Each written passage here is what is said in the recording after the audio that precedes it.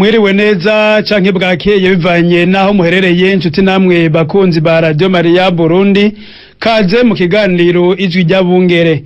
Uno munsi twahisemwo kubashikiriza inyigisho yatanzwe na Musenyeri Salvatore Niciteretse, akaba ari umwongere wa Diocese Gatolika ya Bururi. Iyo nyigisho akaba yitangiye ku kirimba citiriwe abamaratiri bapfiriye mu mvukano c'Ibuta, mu gihe hariko harahimbazwa imyaka 23 yari irangiye.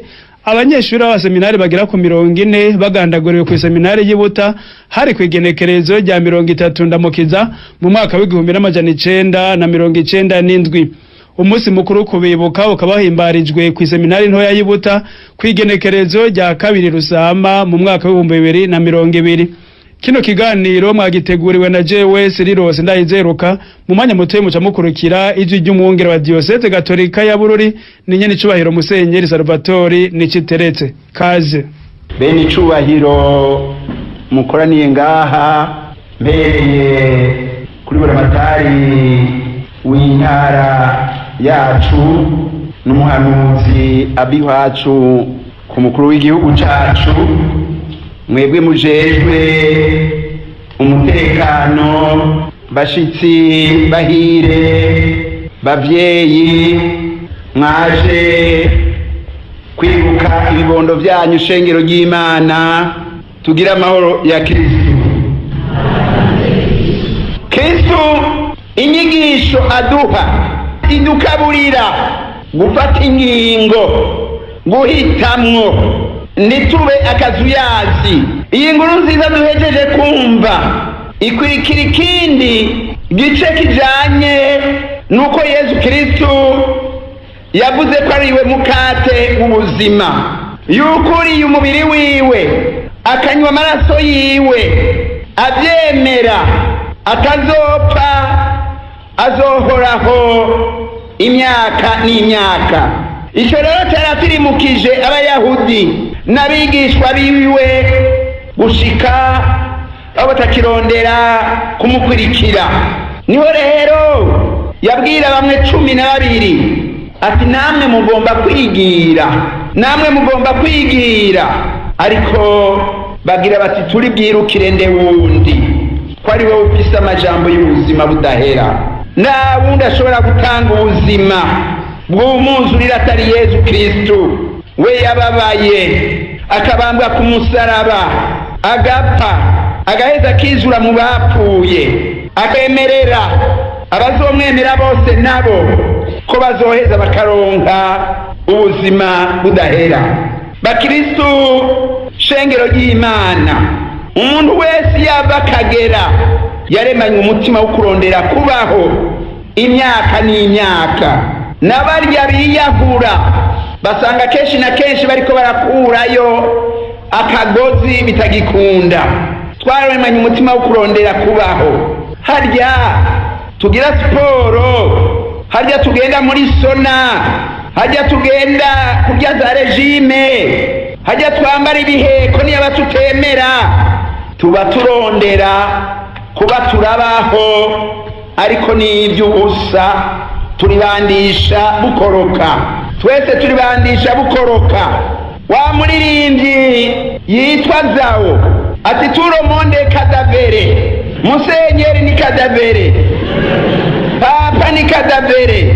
Ni ivy'ubusa, bose bazopfa, twese tuzopfa, ntawe uzorusimba. Kera twaririmba tuti sokoza amasunzu utegera uhanika, mugabo umenye kuzopfa. Tumenye ko tuzopfa, ariko mu gihe twokwemera uwo mwana w'Imana, tudakekereza, tukamwakira, tukakira ijambo ryiwe, tukakira bwa buzima butumenyesha bya bimenyetso bitumenyesha ubuzima bwiwe, bikongera bikabuduha, twobaho wa mutima dufise wo kurondera kubaho imyaka n'imyaka, twoheza tukabaho.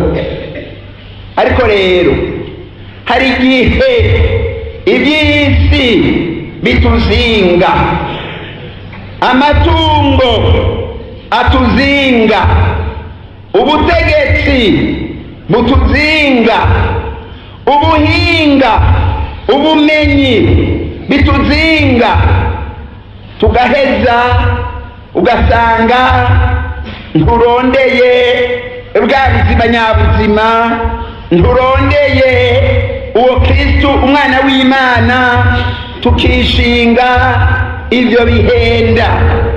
Ngo bamwe bashobora kuba bamaze kubyumva ngo hariyo agakoko twokwita akaryamihwi, niko kabonye imihwi mu kigo c'umuntu, kifuza kurya ya mihwi, ariko karabura aho gaca. Vyatevye nyagakoko karaheza kabona agatoboro gatoyi, kabonye agatoboro gatoyi gaca gafata umugambi wo kwisonzesha, karisonzesha gacika igufa, gaca gashikira ya mihwi, gaca gashikira ya mihwi, nk'uko natwe dushobora gushikira iby'isi. Karayirya, karasubira, amatama agereza hariya, karabyibuha, kaba amahanga.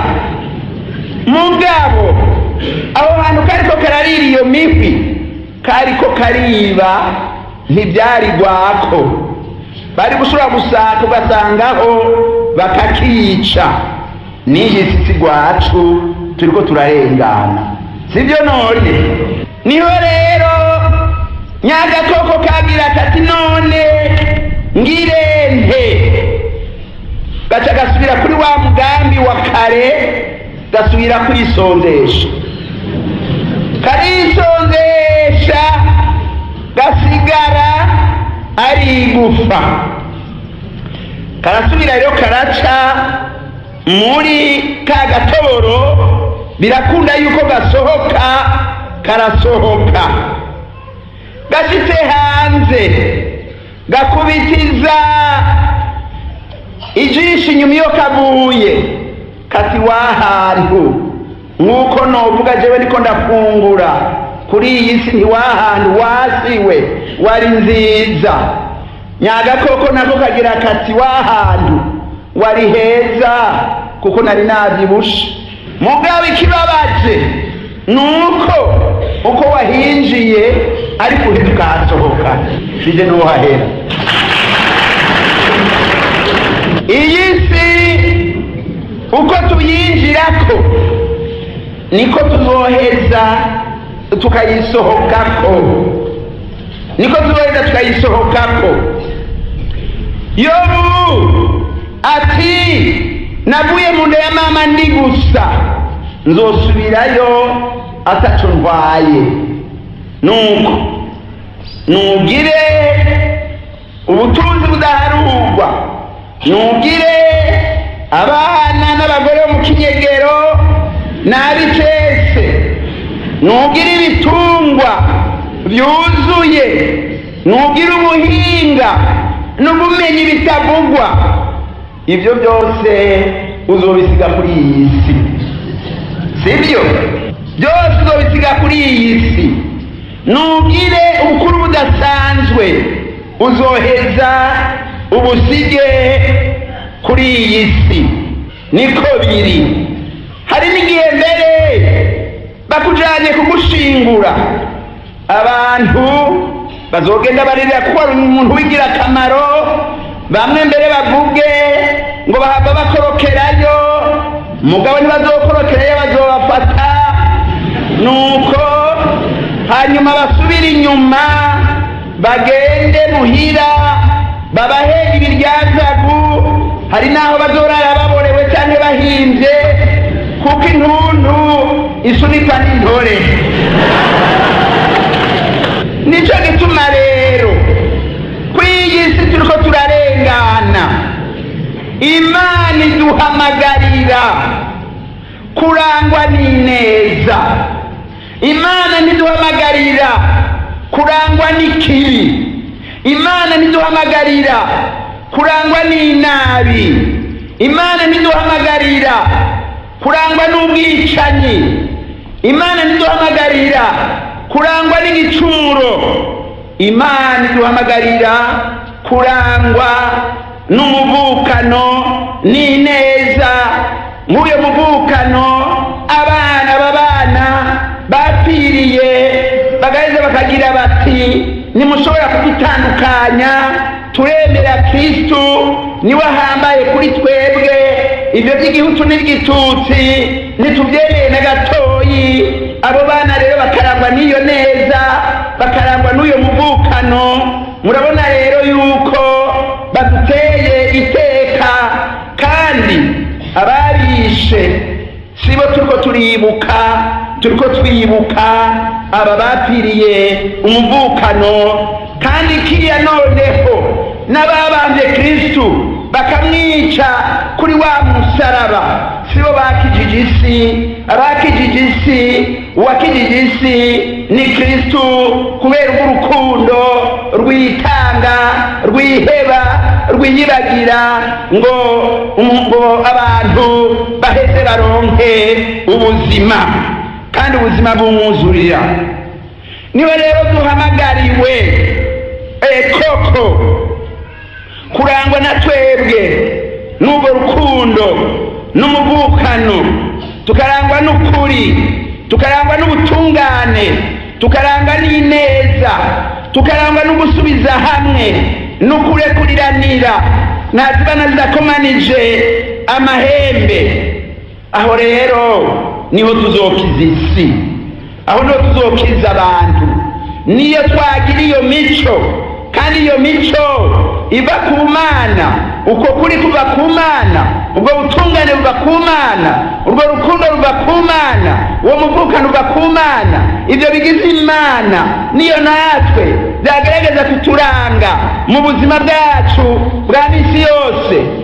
Tuzoba turiko turakiza isi, tuzoba turiko turakizanya hagati yacu. Ubuzima rero ni kati yabwa, ari naco gituma tutegerezwa kurondera kubushigikira igihe cyose. Ari naco cya gatatu nagomba mfatanye ibi bihe tugezemo by'amatora ahaniniya no kubaha ubuzima. Musanzwe muzi ibyabaye 1993, ibyabaye 2005 na 2015. Igihe cyose amatora yarakurikiwe n'ibintu bitaryoshe, cyangwa no muri ayo matora nyene hagaheza hakaba uburyozanya, ubutukana n'ibindi bitari bike biheza bigacyoza ka gateka kazina muntu umuntu yaremanwa yahabwa n'Imana. None rero nk'uko abepiskopi bacu babitwandikiye, twabisomye ku munsi wa Pasika, bagira ati bakristu mugende mu matora mufise umutima w'ubukristu. Baraduhamagariye ubwa mbere yuko ata mukristu n'umwe yoba sindabibazwa mu kugenda gutora.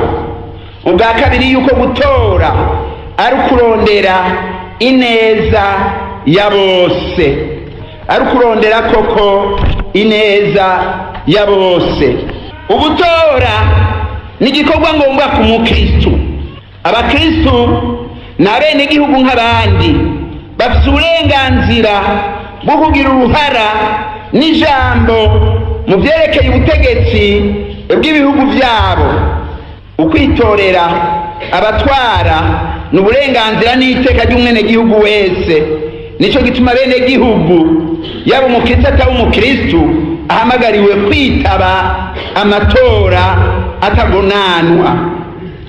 Mugabo igituma ngenda cy'umukristu mu matora ntigihagaze gusa ku bwenegihugu asangiye n'abandi bose, gihagaze no kucari kubera ibatisimu yahawe.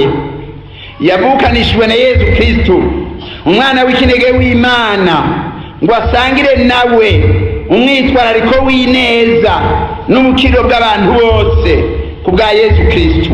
Ndarekuriwe kwigira sindabibazwa canke kwikumira iyo haramutse igikorwa canke ikindi cyose giheza kikagira ingaruka mu buzima rusangi mu gihugu. Paulo Mweranda amaze kuzirikana cyane iby'urupfu rwa Kristo yaducunguye, niwe yamaze ati urukundo rwa Kristo ruraturadishinga kuko tuzirikana yuko umuntu umwe yapfiriye bose kugira ngo abazima ntibacigungana ubuzima bwabo. Ibaruwa rya kabiri umutumwa Paulo yandikiye Abakorinti igabane ca 5 akarongo ka 14-15. Ugutora rero si iciza dufitiye uburenganzira byonyene, ni igikorwa dutegerezwa kurangura kubw'ibatisimu yatuvukanishije ngo turondere ineza ya bene gihugu. Ugutora n'uburyo bwo gutanga intererano yacu kugira ngo ubutegetsi bw'igihugu cacu bwisunge urugero rw'ineza ya bose. Mu kuja gutora bananya ndorera iyo neza ya bose, abumva ikinofo iyo neza ya bose ni ukuvuga bien commun. Umukristo ntashobora kwigira rero sindabirazwa. Ni murabe inyigisho Papa yaduhaye ku itariki 13 Nyakanga mu 2013 mu gasengero kaho aba. Ku munsi wo gutora umukristo yinjira mu bwiherero bw'amatora ari umwe nk'abandi bose, mugabo akabyinjiranamwo umwitwariko nk'umwe. Paulo Mweranda ahanura abakristo b'i Filipi ati nimwuzuza akanyamuneza kanje mu kwamana umutima umwe, mugiye gutora nimugumana umutima umwe, umutima w'umuvukano, umutima w'urukundo hagati yanyu, umutima wo kuronderanira ineza. Umwe wese ntiyiyumvire ibyiwe ariko yiyumvire iby'abandi. Abafilipi 2:4. Ineza ya bose twoyitegera dute? Ineza ya bose nyakuri n'urunani rw'iriringanizo y'intwaro n'imibano, ubutunzi, ubutungane be n'ibindi byiza byose nkenerwa kugira ngo umwe wese mwaba mu gihugu ashobore kubaho nk'uko bibereye iteka kama rya zina muntu. Duti muri ibyo byiza harimo n'uburenganzira bwo kunga ubumwe n'abandi nk'uko abishatse mu mirwi yiyumvamwo kandi abona ishobora kumufasha kurushirizaho kwiteza imbere mu buntu no mu butunzi. Raba Gaudium et Spes 26. Ku mukristo rero igihe cy'amatora n'igihe c'ukurimbura ingene iyo neza ya bose yitwararitswe n'abo amatora yaheruka yari yahaye ubutegetsi, akongera akarimbura n'igihagararo abo yotora muyimirije bobwirizwa kuba bafise kugira ngo iyo neza izorushirizweho kwitwararikwa. Erega hariho abantu hageze amatora bemera n'ubuki bategeka. N'igihe kandi cyo kwiyibutsa ko ku munsi w'amatora umuntu atabagiye guha Sezari bya Sezari gusa, mugabo ategerezwa kubigirana umwitwarariko wo guha Imana ibyayo. Reka rero duheraho nyene dutera intambwe ya nyuma mu kudoma ko urutoki kubyoranga umukristo nyakuri mu matora. Inyifato nyezina y'umukristo mu matora iya mbere idaharigwa ko kandi Imana dushaka ko niyo kubaha n'ukubahiriza ubuzima bw'umuntu n'agateka kiwe. umukristo wese yokora uko ashoboye ngo ubuzima bw'umuntu n'agateka kiwe byubahirizwa imbere y'amatora, mu matora n'inyuma y'amatora. Turanakenguruka aha mu ntara iwacu ko tutumva muri iyi myiyamamazo ibitutsi nk'ibyahahora, abantu atari hake bariko baragerageza kwiyamamaza bubaha ako gateka k'umuntu. Igitabo cy'amamuko kivuga giti uwusesa amaraso y'umuntu, amaraso yiwe azoseswa n'umuntu, kuko umuntu yagizwe mu gasho k'Imana. Amamuko 9:6. Imana yonyine yari ifatanije na kiremwa muntu, agateka kiwe ntigahagaze ku byo afise, ariko gahagaze ku cari. Ico muri namwe, ico turi twese twakigizwe n'Imana, yo yaturemye. Ico umuntu ari niho hahagaze ukungana kw'abantu, kuko baremanywe agateka kamwe, bagacungurwa n'umwe ari we Kristo. Umuntu niwe shingiro ry'inzego zose za politike, imibano n'ubutunzi. Azi imbere y'izo nzego kuko zihaba, kuko hari abantu. Papa Yohani Paulo 23 mu gitabo yanditse cyitwa Materite Magistra 214 niho mbere isabato yari ihambaye cyane ku Bayahudi. Kristo yavuze ati yuko niyo sabato nayo nyene yagiriwe abantu, atari abantu bagiriwe isabato. Mbere ni n'icivugo canje Mariko 2:7-8. Niyo rero inama nkuru ya Vatikano ya kabiri ivuga iti nduguruye twamugina ni twatuzitizo tubiri bagira kugira ngo uvuge ko ivyo biyumvira atari gwawe, ari iby'abandi. Nanjye rero nduguruye twamugina. Iyo nama nkuru ya Vatikano ya kabiri ivuga iti icyo cyose giteye kubiri n'ubuzima, ubwicanyi ubwo ari bwo bwose, ihonyabwoko, ugukorora inda, guhohosha, konona umuntu ku mubiri cyangwa kumutunduza ku mutima, icyo cyose kimwambura agateka, haba kumufata nabi mu kazi, mu kumwangaza, mu kumugira umushumba cyangwa umucangero, kumufungira ubusa cyangwa nabi, ukudandaza imibiri y'abagore cyangwa abana. Ibyo byose bisa nabyo nibikorwa bigayitse, biracafuza imico, biratoza agateka k'abantu, eka mbere n'agateka k'ababikora, biratuka icubahiro c'umuremyi. Ndugaye twamugina Gaudium et Spes 27. Rero n'amatora meza, na demokrasi nyakuri, n'amahoro arama bishoboka kuhaba hatubahirijwe ubuzima bw'umuntu n'agateka kiwe muri ubwo buryo.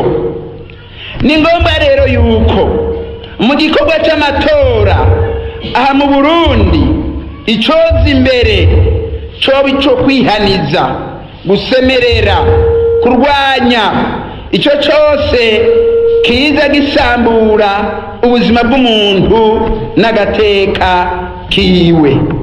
Erega amatora araza agahera, mugatanga ibiti n'ibindi, ariko imibano ntizohera, sibyo? None imibano iguma kwa kundi hagati y'abantu n'abandi.